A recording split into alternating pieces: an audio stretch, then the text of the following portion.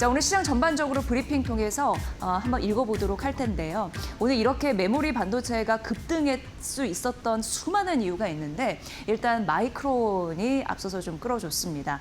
19% 넘는 폭등세로 마감이 되면서 역시나 시총 1조 클럽을 달성하는 흐름들이 나타났는데 UBS에서 마이크론의 그 목표 주가를 3배 이상 올린 그런 영향이 있었고요.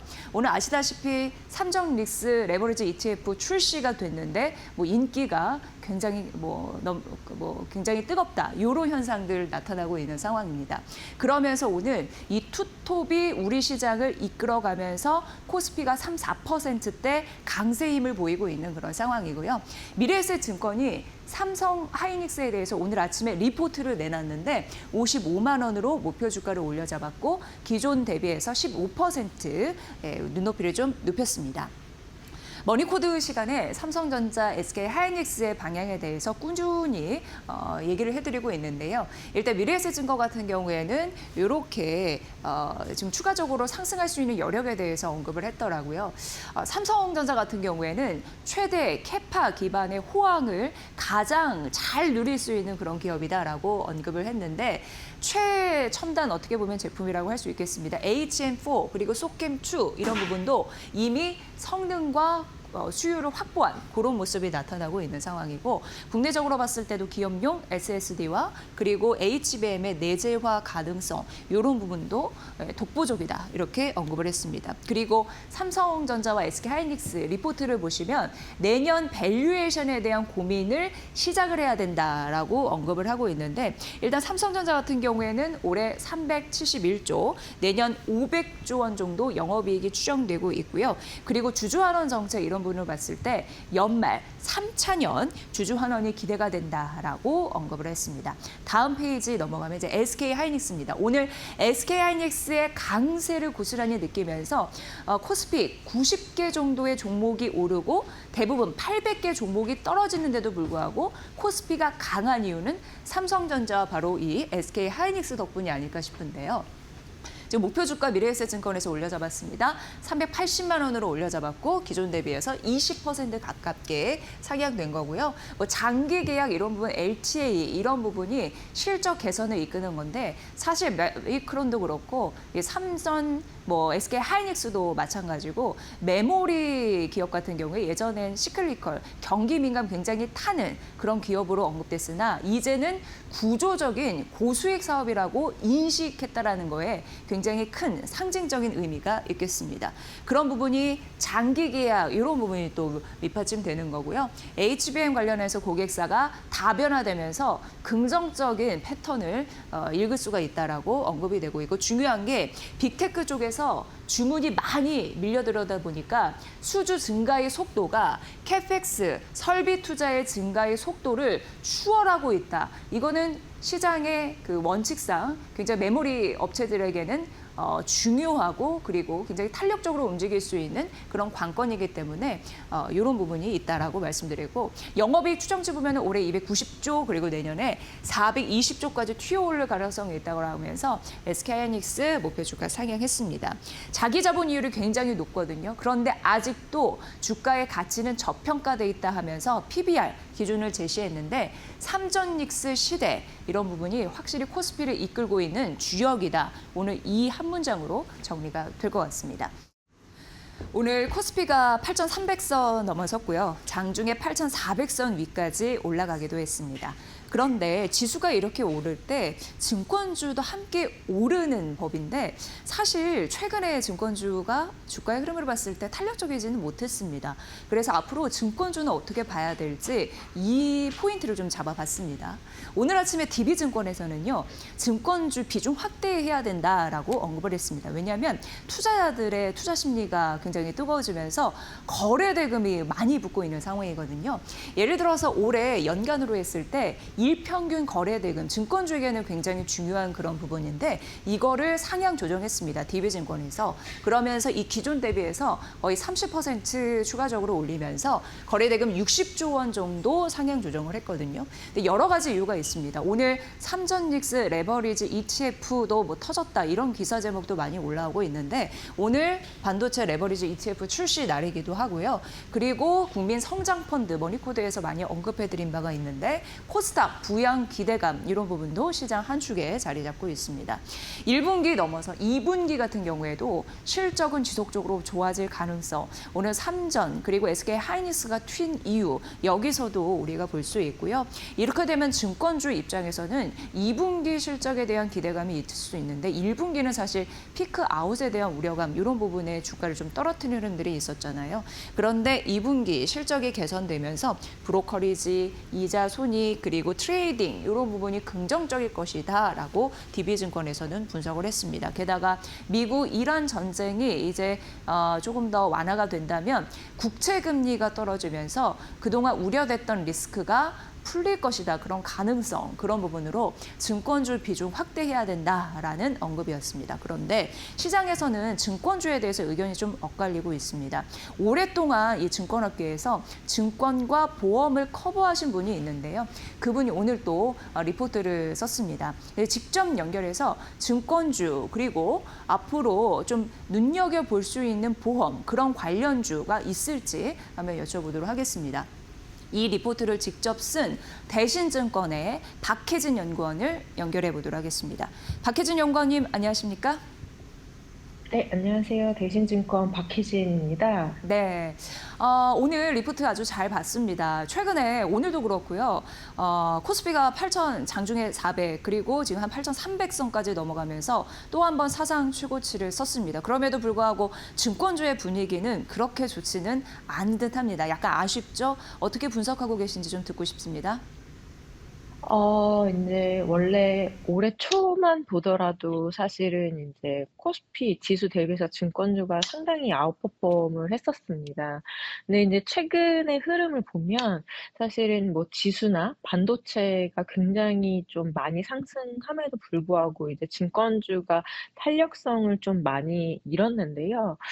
이유는 2분기에도 증권사의 실적은 굉장히 좋을 걸로 예상을 하지만 제가 개인적으로 분석했을 때는 2분기 실적이 좀 피크아웃이 아닐까 하는 우려가 시장에 좀 많이 지금 적용이 되고 있는 것 같습니다. 네, 증권주 최근 분위기가 안 좋았던 이유는 2분기 실적에 대한 피크 아웃 우려감 이런 부분이 있지 않았나라는 생각이 드는데 그럼 하반기 증권주 투자할 때 어떤 전략으로 임해야 될지 혹시 핵심 변수는 있을지 궁금합니다. 어떻게 보십니까? 하반기는 사실은 증권주가 조금 쉽지 않을 걸로 저는 예상을 하고 있습니다. 원래 이제 증권사 실적 자체가 상고 흐름으로 좀 가고 있고요. 주가 역시 사실은 상고 하저 흐름을 좀 보이는 경향이 있습니다. 그래서 따라서 하반기는 이제 지금 뭐 증권주를 줄여야 될 필요는 없겠지만 좀 보수적인 관점에서 종목별로 차별화 대응하시는 게 좋을 걸로 보고 있습니다. 네, 증권주 비중 축소의 흐름은 아니지만 그래도 종목별로 봤을 때 옥석 가리기가 매우 중요한 시점이다. 이렇게 언급해 주셨습니다. 그리고 박혜진 연구원님께서는 증권업도 그렇지만 보험 섹터도 많이 연구를 하시는 분인데 자, 그럼 보험 업종의 분위기는 어떨런지 분석 부탁드릴게요. 보험은 지금 업황이 상당히 좋지 않습니다. 이 위험 손해율이라고 하는 손익을 좀 좌지우지하는 지표가 있는데 이 손해율이 지금 좋지가 않습니다. 그래서 제가 봤을 때 상반기까지는 보험 업종 업황은 좀 쉽지 않을 걸로 전망하고 있습니다. 네, 보험 업종 같은 경우에도 리스크가 있으니 잘 따져봐야 된다라고 언급해 주셨습니다. 증권과 보험 같은 경우에는 옥석가리가 매우 중요해 보이는데 오늘 아침에 메리츠 금융지주를 분석을 해주셨더라고요. 전략 한번 들어보도록 하겠습니다. 어떤 관점으로 분석을 하셨는지요? 네. 네. 올해 인제 증권주를 제외하고 은행 보험주가 좀 상당히 부진한 흐름을 이어갔습니다. 이제 메리츠 금융지주 같은 경우에 인제 보험 업종으로 분류가 되는데요. 인제 동사 같은 경우에는 사실은 뭐 경쟁사 대비해서 낙폭이 더 컸습니다. 그래서 최근에 인제 메리츠는 항상 좀 고평가 논란에 시달리던 종목이었는데 최근에 이제 멀티플 PBR이 이 ROE 펀더멘탈을 하회하기 시작했습니다. 그래서 좀 관심을 가져볼 만한 타이밍이라고 저는 판단을 하고 있고, 특히 이제 메리츠 금융지주, 그러니까 메리츠 증권의 경우에 하반기에 인제 그 좀 혁신적인 플랫폼을 선보일 걸로 저희 예상을 하고 있는데, 이게 아마 인제 경쟁사 여타 증권사들의 MTS와는 다른 좀 인제 직관적이고, 어떻게 보면 핀테크 기업 같은 그런 인제 어플이 출시가 될 것 같습니다. 그래서 요런 걸로 인제 점유율을 좀 확보하게 되면 좀 유의미한 성장이 있을 것 같고요. 그런 차원에서 인제 메리츠 금융지주 최근에 인제 주가도 많이 빠지고 그런 상황이라서 좀 '관심 있게 지켜보시면 어떨까.'라고 판단하고 있습니다. 네, 메리츠 금융지주 목표 주가 14만 원 유지 전략, 그 안에 포인트 잘 새겨보도록 하겠습니다. 오늘 아침 리포트 잘 봤습니다. 고맙습니다. 네, 감사합니다. 네, 박혜진 대신증권 연구원 연결했습니다. 증권과 보험 섹터 이쪽 커버하시니까 저희가 또 좋은 유의미한 리포트 나올 때 여러분께 소개를 해드리도록 하겠습니다. 오늘 증시는 너무 뜨겁거나 너무 차갑거나 이렇게 얘기할 수 있을 것 같습니다. 한쪽으로 꽤 쏠려 있는 흐름들이 나타나고 있는데 오늘 삼성전기는 역시나 뜨겁습니다. 장중에 52주 신고가를 경신을 했습니다. AI 핵심 부품, 그러니까 탑픽주의다라고 언급이 됐는데 KB증권의 리포트였고 목표 주가 220만 원으로 올려잡았는데 국내 증권사가 삼성전기를 분석한 최상단 목표 주가가 아닐까 싶습니다. 기존 대비해서 38% 올려잡았고요. 왜 올려잡았냐 보니까 5개년 영업이익 추정치를 상향 조정했다라는 점 말씀드리고 AI 핵심 부품에 여기는 MLCC가 그리고 패키지 기판이 있는데 MLCC 같은 경우에는 지금 호황 국면에 진입했다라는 소식이 있고 그리고 패키징 기판 같은 경우에는 확장세 이런 부분 성장에 대한 확장 이런 부분이 나타나고 있는데 MLCC와 패키징 이 두 부분에서 잘할 수 있는 유일무이한 그런 기업이다라고 이 증권사에서는 언급을 했습니다. 그래서 MLCC와 그리고 패키징 기판을 나눠서 설명을 좀 드리도록 하겠습니다. 호황 국면에 진입한 MLCC 같은 경우에 굉장히 중요한 그런 모멘텀인데 최근 들어서 중요한 모멘텀이 가격 인상 이런 부분에 진입을 했다라는 국면입니다. 그래서 실리콘 캐퍼시터라고 해서 AI 반도체 옆에서 전류를 안정적으로 공급할 수 있게 하는 굉장히 작은 초소형 고성능 그런 핵심 부품입니다라고 보시면 되는데 1조 5천억 원 정도 규모의 수주를 이뤘거든요. 이런 부분이 붙다 보니까 앞으로 가파른 성장세가 기대가 된다 이렇게 언급이 되고 있는 상황이고요. 또 하나 이제 패키징 기판 AI 시대에 굉장히 중요한 부분인데 FCBGA라고 해서 어제도 저희가 연구원을 연결해서 이런 기판에 대한 그런 생태계를 설명을 해드렸는데 거기에 설비 투자가 100% 좀 확대되는 그런 흐름들이 있었거든요. 그런데 이렇게 생산 설비를 능가 동시에 이런 부분이 실적과 연결되다 보니까 굉장히 긍정적이고 또 하나 가격 상승 이런 부분이 붙다 보니까 앞으로 실적 기대치는 높아질 것이다. 이렇게 언급이 되고 있는 상황입니다. 그리고 차세대, 소재, 유리기판 이런 부분도 함께 얽혀 있는 상황인데 이 부분이 내년 하반기부터 매출에 본격적으로 반영이 되면서 긍정적인 실적 시즌이 도래할 것이다. 이렇게 언급이 됐습니다.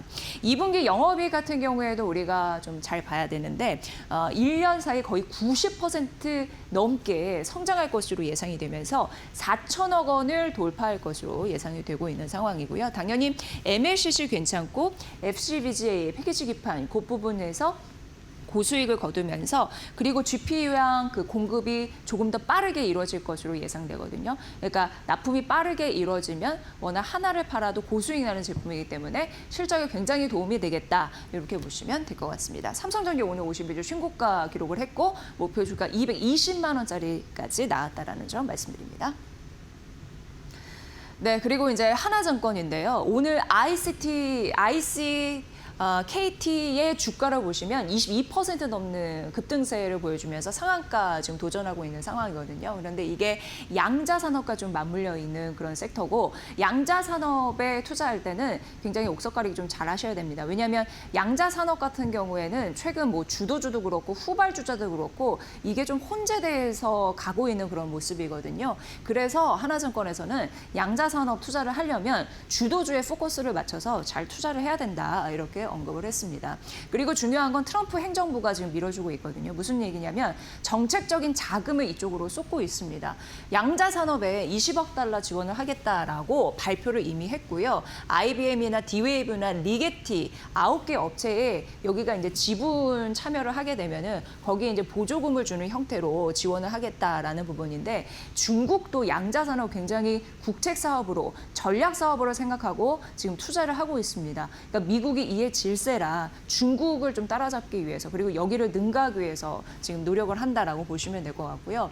이전에 미국 쪽에서 정책적으로 도와줬던 섹터는 가파르게 튀는 흐름들이 있었습니다. 대표적으로 반도체가 그랬고 신재생에너지가 있었고 최근 광통신 섹터가 있었습니다. 그리고 양자입니다. 그렇기 때문에 미국 국가에서 물어주는 그런 정책적인 자금의 힘에 의해서 앞으로 추가적으로 갈 가능성이 굉장히 농후하다 이렇게 언급되고 있는 상황입니다. 그리고 대표적으로 ICTK인데요. 오늘 20% 넘는 급등세를 보여주고 있다고 하는데 여기 기술력이 좀 놀라운 게요. 국내 유일의 기술을 갖고 있다고 합니다. PUF 기술이라고 하는데 자체 개발했다고 하고 국내의 양자 기술을 갖고 있는 그런 기업 같은 경우에는 해외에 라이선싱해서 어떻게 보면 해외 거 가져와서 이렇게 사업하는 부분이 있는데 이 기업 같은 경우에는 자체 독보적인 기술력이 있어서 이런 부분이 굉장히 이후에도 눈여겨볼 만한 그런 성장 모멘텀이라고 봤습니다.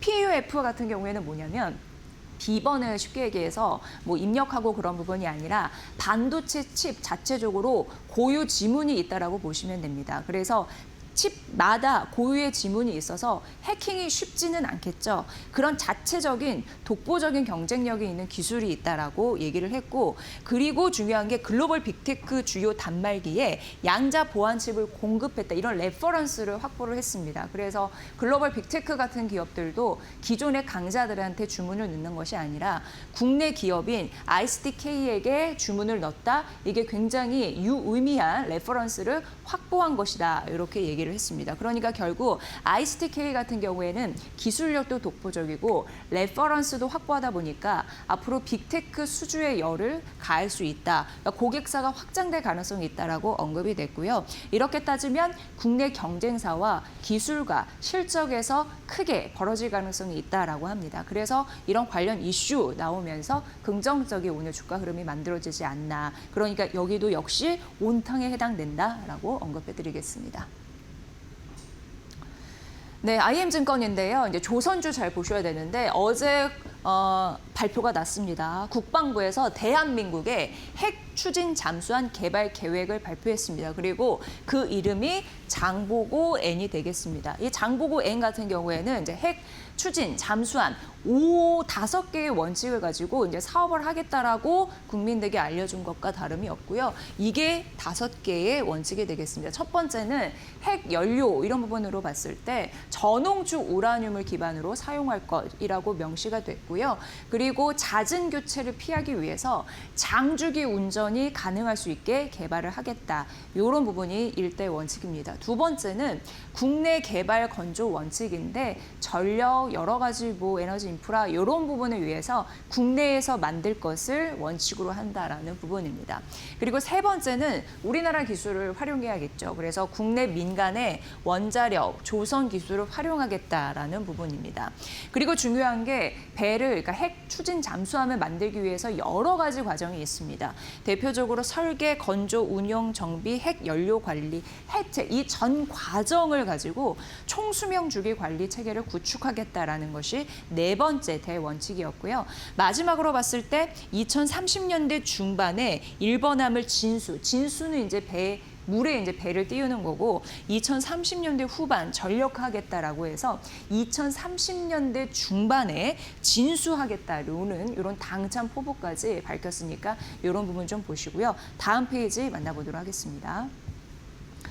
네, 근데 이제 핵 추진 잠수함이 아주 쉽지 않습니다. 최고 난이도 배를 만드는 것으로 봤을 때가 있다고 하고요. 우리나라는 이미 사실상 핵 연료를 처리하거나 원자료 소요가 기술을 확보한 것으로 추정되고 있다라고 IM증권에서는 얘기했는데, 앞서서 2030년 중반에 뭐 진수를 하겠다라는 당찬 포부를 밝혔는데, 이런 부분이 개발 기간이 워낙 이제 이런 기술이 있다 보니까 그 기간을 단축할 가능성이 있다라고도 언급을 했습니다. 그런데 이 관련해서 투자를 할 때는 워낙 초입 단계이기 때문에 수혜주를 분석하기가 쉽지는 않다라고 언급을 하면서도 건조 계약이 2029년부터 2030년 예상이 되고 이게 실적으로 반영되는 거는 2030년 이후이기 때문에 지금은 약간 시기상조다라는 느낌은 좀 좋습니다. 이게 독자 개발은 아니고 또 공동 개발이고 분산 건조 나눠서 만들어서 가져가는 것으로 그 가능성이 큰 것으로 언급이 되는데요.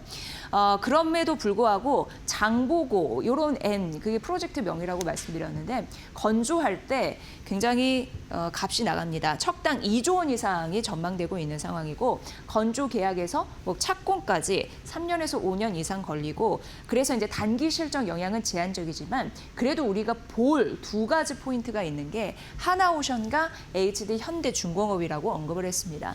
하나오션 같은 경우에는 잠수함의 기술력이 있고 그리고 HD 현대중공업 같은 경우에는 원자력의 기술력이 있기 때문에 이런 종목들은 지금부터도 잘 봐야 된다라고 언급을 했습니다. 10년지 대계, 뭐 100년지 대계로 이어질 수 있는 그런 좋은 시발점이 되길 바라겠습니다. 네, 그리고 아이마켓 코리아 이걸 고른 이유는 있었습니다. 왜냐하면은 국내 증권사에서 처음으로 분석을 했고요. 오늘 급등세를 좀 보여주고 있고요. 삼성과 연관이 되어 있습니다. 그래서 이제 목표 주가 13,000원으로 IBK 투자증권에서 올려잡았는데 실적이 좋아질 가능성을 언급을 했습니다. AI 반도체 실적 사이클에 진입한 또 대표적인 종목이라고 언급을 했고요. 일단 1분기 영업이익이 1년 사이에 70% 성장했는데 4월까지만 보더라도 1분기 성장세를 상회한 긍정적인 실적 패턴이 나와서 최근 시장에서는 버블론도 있지만 실적이 잘 나온 기업들은 또 주가가 쭉 가는 흐름들이 있어서 또 종목을 또 찾아봤고요. 삼성그룹 업황이 잘 나가다 보니까 이런 종목이 긍정적인 패턴을 받아가고 있다라고 언급을 했습니다. 평택 반도체 공사가 있는 상황이고 내년 하반기까지 지속이 될 거고 건자재 수요나 그리고 반도체 설비 투자가 재개되면서 긍정적인 효과를 받을 것이다라고 얘기를 했고요. 이게 중요한 게 미국 텍사스에 테일러시의 산업단지가 있는데 4분기 부분에 미국 산업단지 그 매출이 반영이 될 것으로 예상이 되고 있습니다. 3분기 준공 계획이고요. 삼성전자 반도체 공장에 대응하기 위한 일련의 그런 부분이니까 아이마켓 코리아 처음으로 분석을 했고 긍정적인 목표주가 상향해서 이런 종목도 있고 삼성전자의 도움을 받고 있다. 그거와 연관이 돼 있다라는 측면에서 소개해드렸습니다. 오늘 아이마켓 코리아까지 만나봤습니다.